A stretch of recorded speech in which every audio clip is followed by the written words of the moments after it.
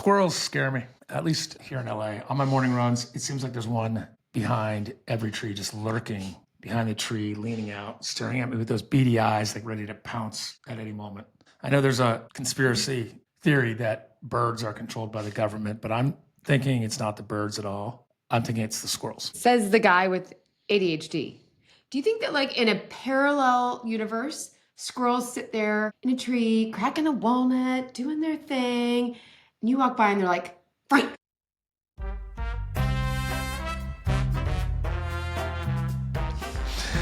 I'm Frank. And I'm Jessica. Welcome to our podcast. I am befuddled by Instagram, at least the algorithm. I mean, I know why certain posts do get a lot of interactions, obviously, but why we posted this silly reel yesterday of us walking from one of our favorite restaurants, My Two Cents, on Pico, and it received more likes and more interactions than any other reel that we posted in history. Maybe it's the squirrels. Maybe they're behind the algorithm. That's got to be it. That's got to be it. It is funny, though, trying to navigate Instagram as midlifers, especially when trying to make it work for my real estate business, Spur Happenings, you with the V Foundation. We're kind of a melting pot of themes here. I think most of our generation is hardwired against oversharing on social. But if you're going to do it, which we are clearly trying to do, then what the hell? I'm going all in. I think in a past life, I was a reality star anyway. I would have killed it on The Real World. Do you remember The Real World? Do you know, MTV? I applied in 1993 when I didn't have a clue what I wanted to do after college. Imagine where I would be now if I'd gotten on that show, considering I could not have predicted much of my life from then to now. Yeah, I would say our life could qualify as The Real World. It's certainly unscripted. On to other people's journeys. Today, we are sharing our interview with the legendary San Francisco sculptor and co-founder of the Artist Residency Space Program, Jud Bergeron. But before we go, if you like the podcast, please don't forget to subscribe. Subscribe even if you don't. Maybe you're the sort of person who watches car racing for the wrecks. If you are, this podcast is for you because I am a wreck waiting to happen.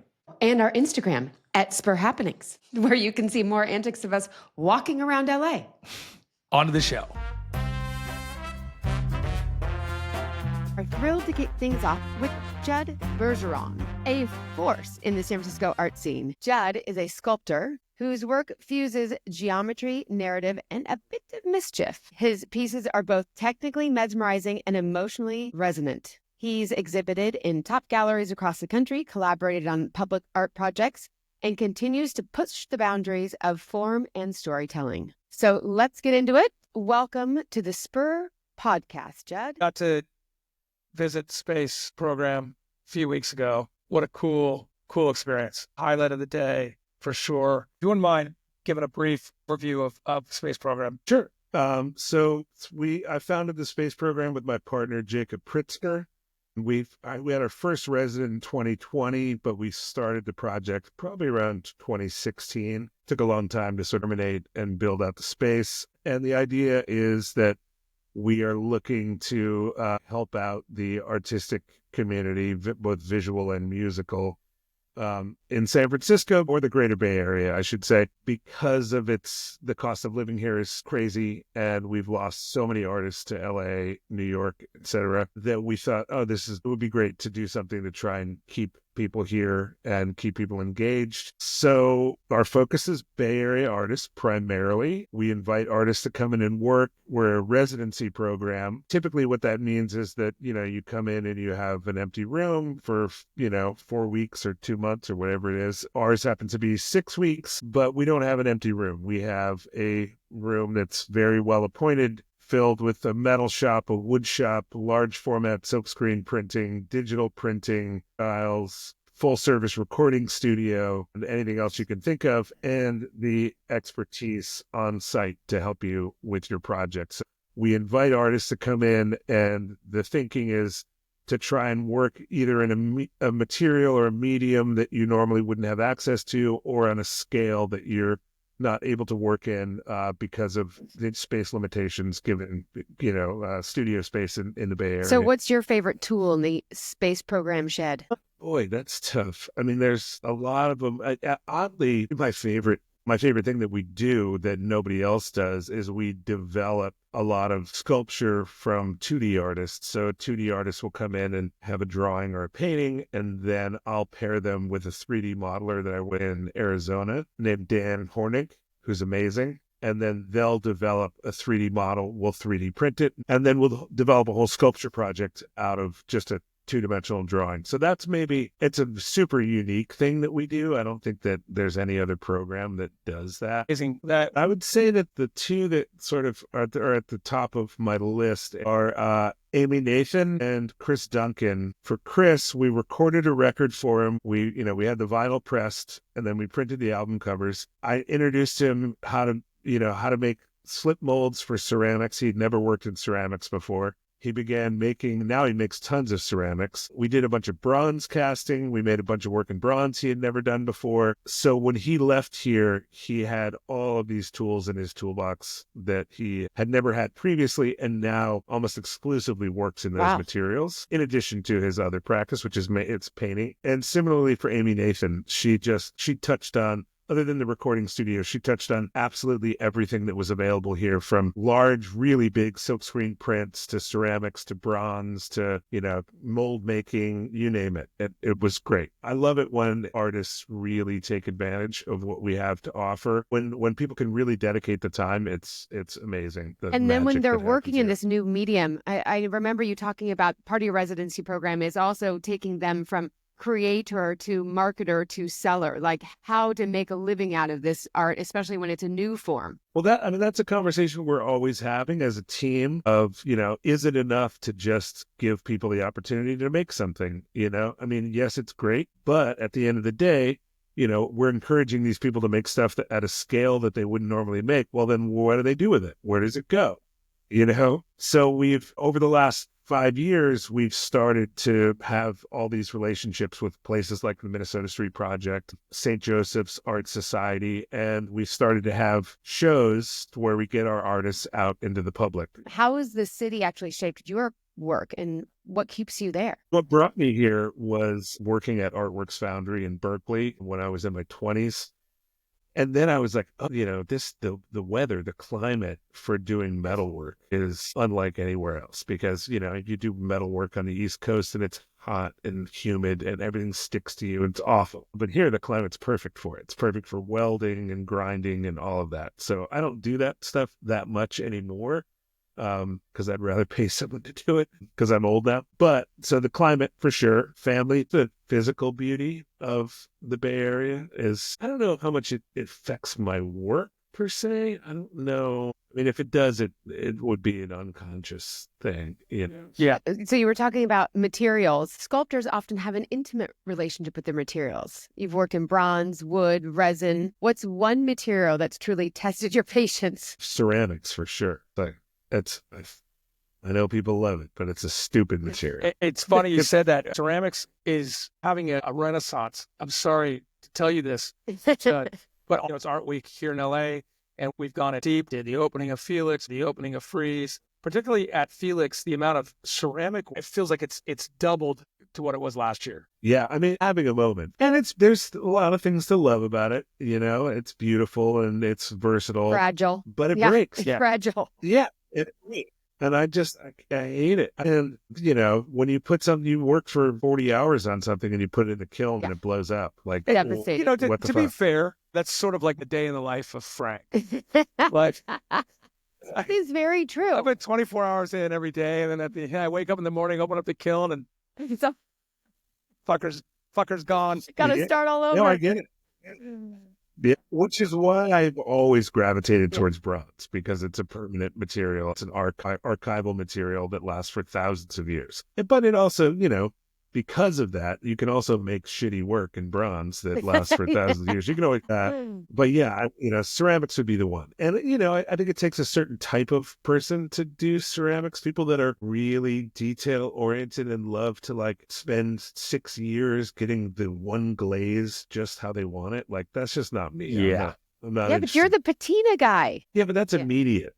That's true. It's very much like painting on metal. It's immediate. I personally think your work really represents who you are, right? It's balance of playfulness with elegance and also strength. I get that feel from you. I always love when you meet an artist. It's good news, bad news when you've seen somebody's work and then you meet them. Okay, this exceeds my expectations, or man, sort of bummed out now. I peek behind Oz's curtain and Oz is kind of a dick. How do you balance that tension, the unexpected and spontaneity, and yet being refined? For me, I spent a lot of time thinking about this. It's just making art, whether it's drawing, painting, bronze, ceramics, no matter what it is, it's just an ongoing conversation with myself. And that can be a conversation about material. It can be a conversation about whether or not a work is formal or not. It can be, and then each piece leads to the next piece. So it's like, if you looked at it, almost if you did like a slideshow of the work for the last 20 years, you can see this change. I wouldn't necessarily call it a development because I don't know if it's gotten any better, but you see it change and evolve. It's an evolution. That in the last 10 years has been probably even more pronounced than prior to that. Prior to that, I would come up with a theme for a show. It would be a friend who passed away who was a poet, or it would be the idea of becoming a father.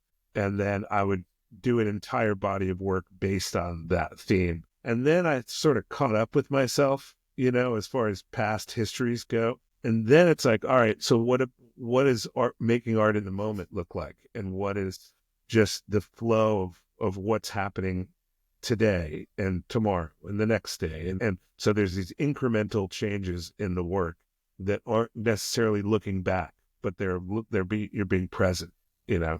At the space program, you have things going on around you, right? You have other artists coming in and out in the residency program. I'm guessing it informs your art. It would be impossible for it not to.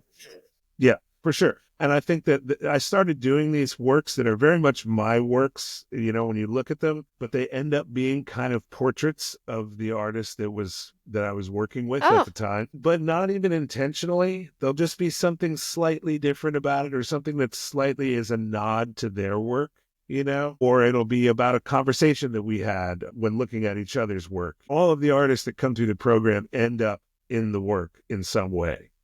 Or it's even sometimes it's just a technique. I'll see someone doing like, oh, that's interesting. I've never seen that before. I think you look back and see how these communities developed, right? Whether it was salons in Paris or in New York, all their work sort of influenced each other. The space program, I mean, it's there, it's around, it's physical, it's noisy. You can smell the other work, you can hear the other work. Hopefully you can't taste it. So that's really cool. And I think that is both for you, who's running space program, and for the artist of the residency. How cool is that? You could say that, bronze is a dying art form, but I like to say that I'm like single-handedly keeping bronze alive. Yes. Because so many artists want to come here and make things in bronze because it's just something they're like, I don't know anywhere else that I can do that. And I love it so much. It's cool. And then often a lot of them go on to continue to make work in bronze, so I don't know. It's kind of it's a cool thing. It's a cool, just conversation that we all have, this continuing conversation, which is why I love those end of year shows at Minnesota Street Projects where we get all of the work together. And even though the work is so radically different from one piece to the other, to me, at least, I see like a through line in all of it, So tell us a little bit more about your process when you get a vision for one of your pieces, and is it something that you're sketching? The very little sketching I do, it's almost everything is working directly with material. Sometimes stuff happens in the computer, although I don't do it in the computer because I hate the computer. It's not me. It's not physical, So honestly, it's just intuitive. Like I'll start working on something, whether it's in wax or in clay or in metal, I'll just start working on it, and one thing leads to another, and then something develops. And then from that, the next piece develops, and it just continues one after the other, And sometimes I'll stop all of that and be like, all right, now I'm going to do a bunch of paintings, and I'll make paintings for a month that I almost never show anyone. Had to sculpt a monument to something utterly absurd, as you would, right? What would it be an homage to, and where would it be installed? Good question. Well, there's a lot of answers to this. I've given this question some thought, and there's, would I like to make a monument for women in science? Yes, of course. Be amazing. But what I'd really love to do is do a deflated football, a giant deflated football. And would be a monument to just the awfulness of, I have a strong distaste for violence in sports. And I feel like what we are as a culture, it's, it's like this modern gladiators, and it gives the youth that grow up in this country, the idea that being violent is okay. And so I would like to do a giant bronze deflated football Oh, to I just love say fuck you to all of that bullshit, because we don't need that. I get the camaraderie of sports. I get the playing on a team together, and working together for a goal. But that doesn't mean you need to beat the shit out of them. and give you lifelong. It's like sanctioned violence, and that's what we bring up our kids on in America. I don't know if you want to go into your process you disclosed to us about the psychedelics, which I do think is fascinating. Right. So I think I was talking earlier about how, in the past I would have these shows that were theme based, and I was sort of mining my, life's experience until I caught up with myself. And then the work now is about being present. And I think about maybe 20 years ago, I started taking psychedelics again. I had in my youth, I used to follow the Grateful Dead around in the 80s. And obviously there was a lot of psychedelics there, but I'd stopped for a long period of time. And then I started taking them again right when my son was born. So I guess it was about 15, 16 years ago. And it was more for a spiritual journey and to be present and to see what it was going to do. In the beginning, it wasn't even about how it would affect my work. It was more just I was interested to see what it would be like now as an adult versus just like trying to get high. I was more interested in like being thoughtful with it. And then it started really informing the work. And then I started diving into that, and each different compound, whether it be psilocybin or LSD or ketamine or DMT, they all have very different visuals attached to them. And so I really started looking deeply at those visuals, and that they certainly informed what I was making. So certain bodies of work will be based on psilocybin, some bodies of work will be based on DMT, and it's not something I do all the time. I probably do this stuff, once, twice, maybe 3 times a year. But when I do, I go. And are you journaling during this process, or is it something afterwards you kind of say, okay, this is what I saw, this is what I felt? Yeah, and just, being present. So it's not during, you're not creating the work at the same time. No heavy equipment is used. No. That's a good question. Thank you so much for sharing your process and your space. It's been so great to get to know you, and we will share the links to your work and how people can get in touch with you. Thank you, Jud. Appreciate it. This has been fun. Have a great one. We'll see you soon.